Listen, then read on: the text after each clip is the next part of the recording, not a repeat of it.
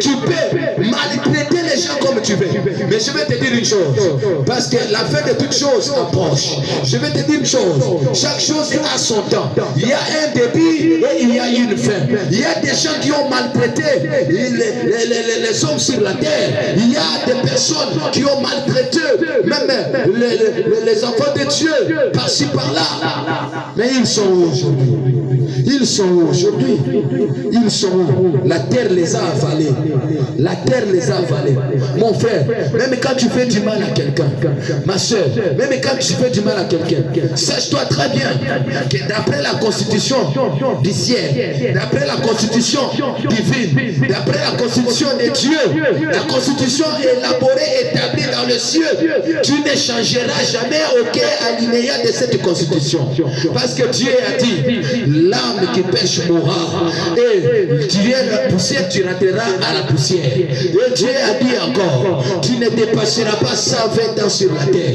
À ton nyokoli batu, à ton bomi, à ton zoni ambassadeur et batu, à ton zoni babongo ya batu, au zoni nyokola batu na misala, au zoni nyokola na mwana oya sale na kao musala. Yibake yo, okolekisa 120 ans. Mais moment, ya malamu nde yango ya koluka déjà lobiko, okangola. Parce que ce qu'on kangola miti, nazo regretter. Parce que moto oyo kozala na lifelu, moto oyo kozala na lifelu, ekokani na moyo oyo zonga te, alléluia. Moto oyo epela na lifelu, ekokani na moyo oyo te. Tala soko bibi na moyo, bando sala boy. Obando chabo emo eleki makasi na luka parasoleil, na luka chapeau, na chafula, na lifelu, okocha chapeau ekosimba te, okocha parasoleil ekosimba te, okoluka nyonso po bata machaleur. Ekosimba te ayongo luka lobiko sikoyo banda ko luka lobiko luka délivrance na yo, luka délivrance na yo, luka délivrance na yo. Muto asa délivré asa mutu oyo asongela kalisusu mabe oyo atika te, asongela kalisusu bisanza te. Soko so continuer ko sala mabe wana c'est donc ça nous délivrer te. Tu n'es pas encore délivré. À tous à grand chanteur, à tous à pasteur.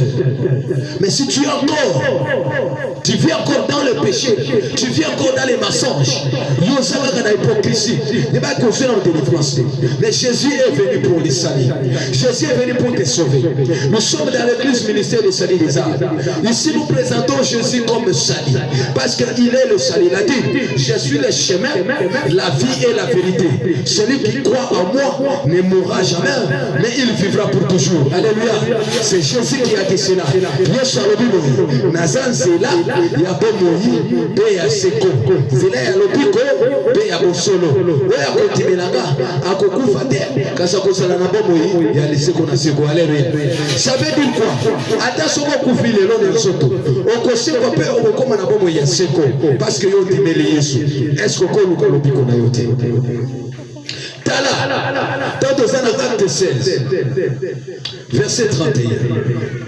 Avant 31. Ici, il s'agit de l'histoire de Paul et Silas qui avaient crié au Seigneur, qui étaient les disciples de Jésus. À cause de la bonne nouvelle, à cause de la parole de la repentance, telle que la parole qui est prêchée dans cette église, ministère des salis des arts. Ici, nous prêchons la parole de la repentance. Nous présentons Jésus comme le seul chemin pour aller au ciel.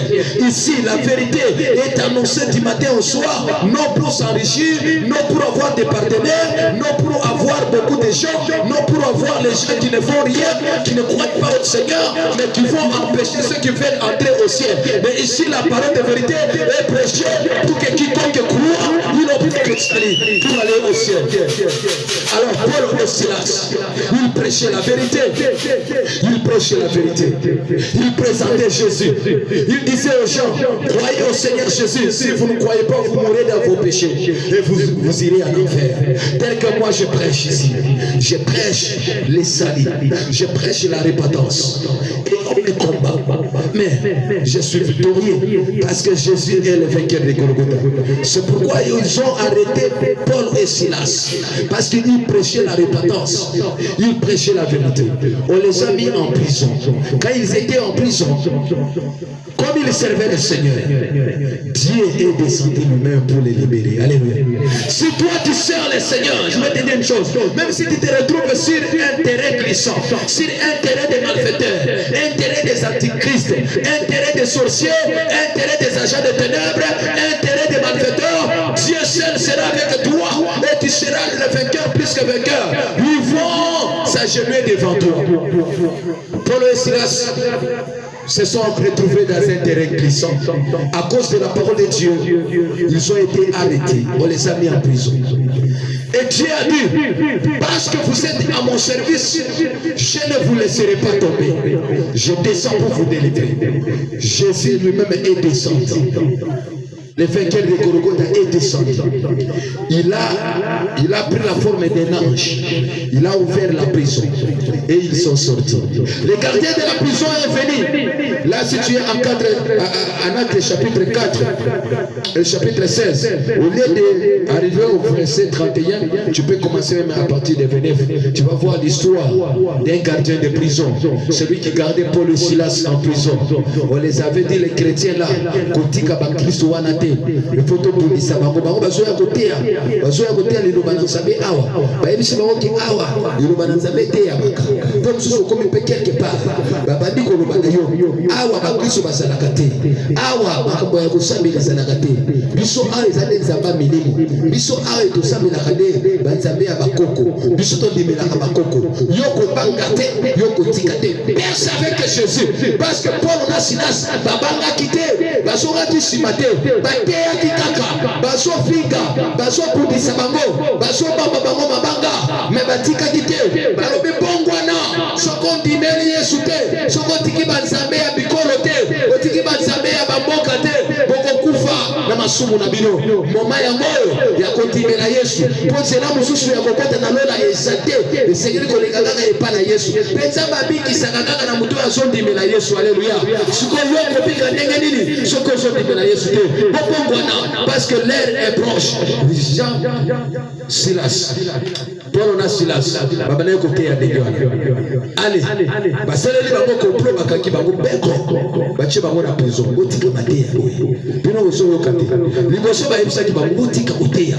Botika kotaka kombo na Yesu. Omoni na mboko oyo balingaka ba Kristo te, ba Benjamin. Kombo na Yesu esila kangala te. Kombo na Yesu epolaka te. Kombo na Yesu esila ka valeur te. Kombo na Yesu Kristo ezalaka toujours likolo. Alléluia. Ato sipi ya moyo kombo kwetu bibilisaka. Ato kundi ya moyo bibaka na se ya mabele. Kombo na Yesu Kristo echola makate. Alléluia. Okochola ya lelo. Lobi ya kombo zungi. Intact kande geza. Tango bakangi bango. Nzambe atindi mwanji. Yesu akiti na forme ya ange. Afungoli ba prison. Mais oya banda ko kingila zalaki wanati. Mais à comprendre miracle wanati. Bien aimé, soko suite délivrance. Soko kangola mina nzambe. Yo sa mutu lisusu ya kobanga bangati. Adana bisika ya mabe okobanga te. Ade sika batu basindaka. Yo kotambola place wana kosindate. Ade sika batu batika kabana. Ba ayaki na bana 3 4 5. Après bando zonga maboko kola mutu. Abo zonga ngana mwana moko. E mabele wana mabe. Toi tu es quelqu'un à faire peur à tous ces gens parce que tu as la délivrance, tu as crié au Seigneur.